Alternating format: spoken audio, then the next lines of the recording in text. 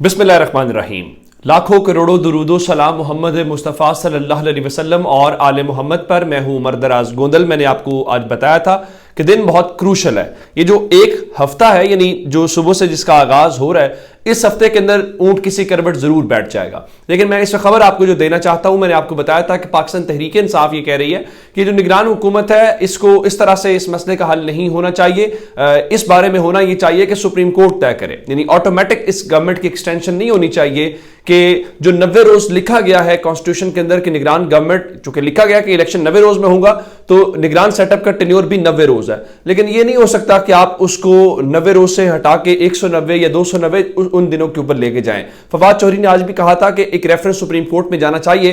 तो पाकिस्तान तहरीक इंसाफ ने इस सिलसिले में बाज़ाब्ता तौर पे कदम उठाया है। और बाज़ाब्ता तौर पे कदम है क्या? बाज़ाब्ता तौर पे कदम यह है कि रियासत के हेड और फौज के सुप्रीम कमांडर को एक खत लिखा गया है।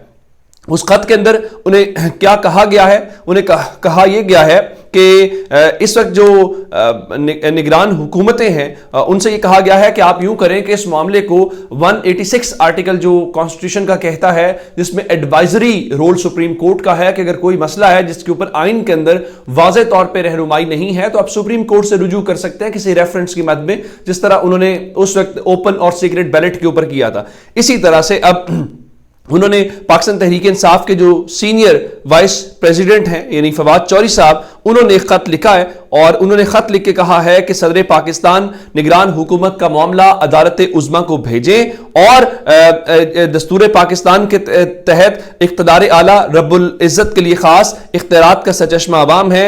अवाम अपने इख्तियारात मुंतखब नुमाइंदों के जरिए बरूए कार लाते हैं। और उन्होंने कहा कि निगरान हुकूमत एक तरह से इलेक्शन कमीशन पाकिस्तान की ही तौसी है। दस्तूर निगरान हुकूमत को रोजमर्रा की उमूर की अंजाम दही तक महदूद करता है और इंतखाबात के हवाले से दस्तूर की तयशुदा मुद्दत गुजर गई है। सुप्रीम कोर्ट को इंतखाबात के इनेकाद की मुद्दत के तयन के लिए अपना आईनी इख्तियार इस्तेमाल करना पड़ा है।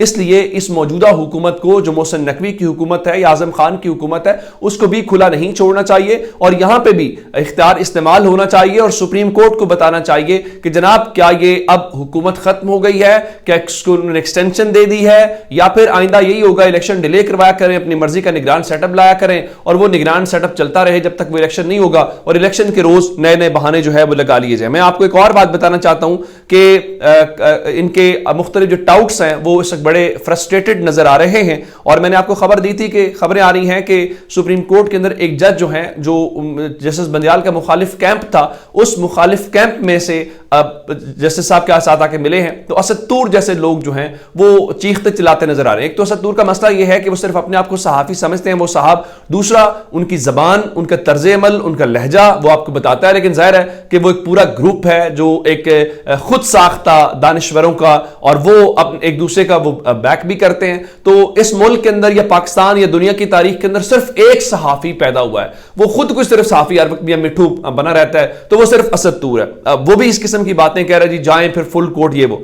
एक इस किस्म का और भी साहब हैं हसन अयूब खान, जो मैं कहता हूं कि माउथ पीस है बहुत सारे लोगों का, वो जो नजर नहीं आते उनका और जो नजर आते हैं उनका भी। अब हसन अयूब क्या कह रहा है? वो कहता है जी, और खबर यह है कि स्टेट बैंक इलेक्शन कमीशन को अदालती हुक्म के बावजूद फंड्स ट्रांसफर नहीं कर रहा, जिसकी वजह वाजे और दो टोक है कि फंड्स देने का इख्तियार पार्लियामेंट का है और पार्लियामेंट हुकूमत का कोई ज़ैली इदारा नहीं है बल्कि सुप्रीम इदारा है। अब मैं आपको बताना यह चाहता हूं कि ठीक है, ये बातें करते रहे जो मर्जी के जी, इलेक्शन कमीशन जो स्टेट बैंक है वो ये काम नहीं कर रहा। लेकिन मैं आपको एक बात बताना चाहता हूं कि जो स्टेट बैंक है उसने खुद सुप्रीम कोर्ट के सामने जबान दी हुई है और उन्होंने बताया हुआ है कि पैसे किसी इस्तेमाल में नहीं है। उन्होंने कहा हुआ है कि हमें कोर्ट ऑर्डर करेगी तो हम मैक्सिमम मंडे तक उसको ट्रांसफर कर देंगे और सुबह मंडे है और आपको वर्किंग आवर्स तक ये हर चीज बतानी है कोर्ट को, यानी कल 17 तारीख है, परसों 18 तारीख तक कोर्ट को अमलदारी रिपोर्ट देनी है। लेकिन मैं आपको एक और जो डेवलपमेंट बताना चाहता हूं, मैंने आपको बताया था कि जो कायमा कमेटी है खजाना की, उसका इन्होंने इजलास बुला लिया है और जो कायमा कमेटी का इजलास है उसके अंदर इन्होंने किया क्या है, पहले सिर्फ इजलास बुलाया, अब उस इजलास के अंदर गवर्नर स्टेट बैंक को भी बुला लिया। अगर गवर्नर स्टेट बैंक یہ کہتے ہیں کہ جی supreme court governor state bank کو براہ راست نہیں کہہ سکتی کیونکہ وہ خود مختار ادارہ ہے، تو پھر یہ ان کو گورنر اسٹیٹ بینک کو کیسے بلا سکتے ہیں؟ صرف گورنر اسٹیٹ بینک کو نہیں بلایا گیا، اٹارنی جنرل کو بلایا گیا ہے اور آڈیٹر جنرل کو بھی خصوصی طور پہ اجلاس میں شرکت کی دعوت دی گئی ہے۔ اس کے علاوہ وزیر تجارت سید نوید قمر کو بھی دعوت نامہ جاری کیا گیا ہے۔ اور یہ کیا جی، قومی اسمبلی کی پیشگی منظوری کے بغیر فنڈز کے اجرا کی ہدایت پر سفارشات مرتب کی جائیں گی، یعنی بنیادی طور پہ انہوں نے روکنا یہ ہے کہ جی وہ پارلیمنٹ کی منظوری نہیں ہوئی تو الیکشن کمیشن آف پاکستان جو اسٹیٹ بینک آف پاکستان ہے وہ کس طرح سے پیسے جاری کر سکتا ہے۔ تو اب انہوں نے اس حد تک جانا ہے، لیکن اب ہمیں جو سمجھ اس وقت چیزوں کی آ رہی ہے وہ صرف اسٹیٹ بینک نہیں ہے۔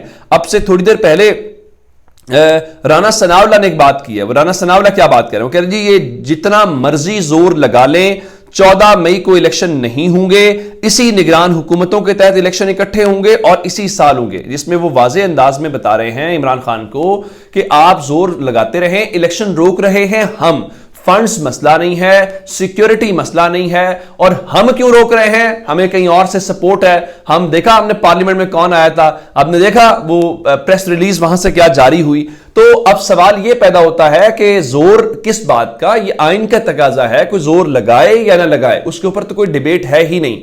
پھر کیا الیکشن کروانا یا نہ کروانا رانا ثناءاللہ نے طے کرنا ہے، تو بسم اللہ۔ پھر اس نگران حکومت کے تحت وہ فرما رہے ہیں جی الیکشن ہوں گے۔ کیا نگران حکومتوں کا، جس طرح میں نے آپ کو پہلی خبر ڈسکس کی، کیا نگران حکومتوں کا تعین، ان کا ٹینیور جو ہے وہ موجودہ حکومت کرے گی؟ اگر موجودہ حکومت کو یہ سوٹ کر رہا ہے تو ابھی آپ کا موقف کیا؟ آپ کہتے ہیں جناب اگر ہم ابھی الیکشن ہو جائے تو پھر پنجاب میں ایک اور اس وقت حکومت ہوگی تو اس وقت الیکشن کی شفافیت کے اوپر سوال اٹھے گا۔ کیا اب الیکشن کی شفافیت کے اوپر سوال نہیں اٹھے گا کہ اس گورنمنٹ کو آپ بیک کر رہے ہیں؟ اور دوسری جانب ایک آپ یہ باتیں کریں کہ جناب جتنا مرضی زور لگا لیں، تو یہ سپریم کورٹ کا حکم ہے، آپ سپریم کورٹ کو تڑیاں لگا رہے ہیں، آپ سپریم کورٹ کو تھریٹ کر رہے ہیں، آپ سپریم کورٹ کے سامنے کھڑے ہو رہے ہیں، تو پھر ٹھیک ہے آپ جانیں اور سپریم کورٹ جانے۔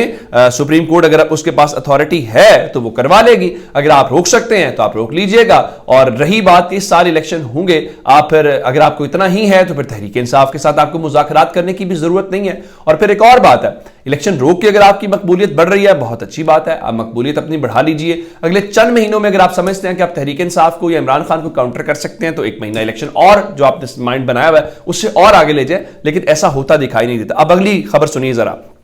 راجہ پرویز اشرف، ان سب کو میں کہتا ہوں کہ یہ پیپلز پارٹی والے بھی یہ بھاشن دیتے ہیں، یہ تقریریں کرتے ہیں جس میں رضا ربانی صاحب اور یہ سارے اب یہ سب ایکسپوز ہو گئے ہیں۔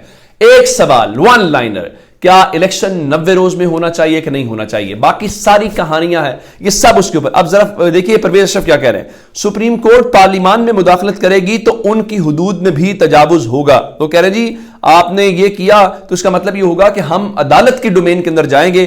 کیوں جائیں گے؟ اس لیے جائیں گے کیونکہ ہم نے ان فیصلوں کو نہیں، وہ کہتے ہیں جی اگر آپ نے پارلیمنٹ کی سپریمیسی کو نہیں ماننا تو پھر آپ یہ الیکشن کا ڈھونگ بھی ختم کر دیں۔ جی ہم پارلیمنٹ کی سپریمیسی کو مانتے ہیں کہ ہم پارلیمنٹ کی وہ سپریمیسی جہاں پہ میرے آپ کے یا غریب آدمی کے مسائل کی بجائے وہاں نواز شریف کو اپیل کا حق دینے کے لیے قانون سازی ہوتی ہے۔ جی ہم پارلیمنٹ کو سپریم مانتے ہیں کہ وہاں پہ آ کے نیب کے پر کاٹے جاتے ہیں۔ جی ہم مانتے ہیں کہ ساری راتوں رات چیزیں کی جاتی ہیں کہ الیکشن بھاگنا ہے، اور کہاں بیٹھ کے؟ اسمبلی میں بیٹھ کے۔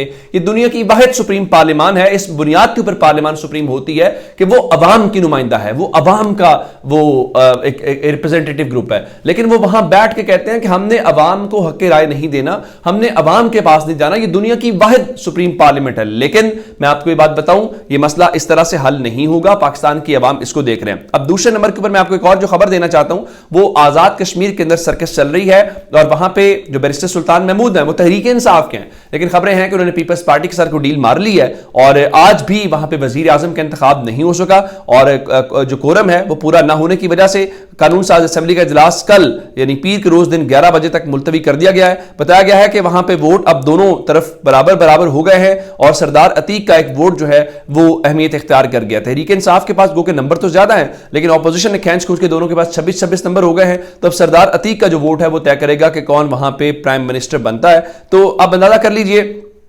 کہ وہاں پہ اکثریت کس کی ہے، اور اکثریت توڑ کے کس کو دی جا رہی ہے۔ وہ جو عمران خان کہتے ہیں کہ لندن پلان ہے، یہ ہے پاکستان کی سیاست کا حال، اور پھر کہتے ہیں کہ پارلیمنٹ یہاں پہ سپریم ہے۔ اپنا بہت سارا خیال رکھیے گا، خدا حافظ۔